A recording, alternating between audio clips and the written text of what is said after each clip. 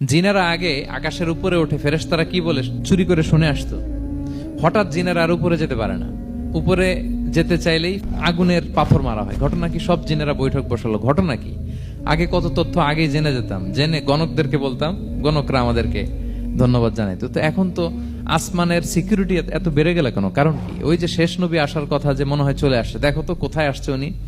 খুঁজতে খুঁজতে খুঁজতে একদল ওই দিন ফজরের সময় আল্লাহর হাবিব সাল্লাল্লাহু আলাইহি ওয়াসাল্লাম রক্তাক্ত হয়ে ফজরের সালাত যখন পড়তেছেন, ওই কোরআন তেলাওয়াত শুনে তারা এলাকায় যেয়ে বলল যে ইন্না সামি'না কুরআনান আজাবা, এক আজীব কোরআন শুনে আসছি, ইয়াহদি ইলা রুশদি, এই কোরআন মানুষকে হেদায়েতের পথে নিয়ে যায়। ফাআমান্না বি, আমরা ঈমান এনে ফেললাম। সুবহানাল্লাহ পড়েন।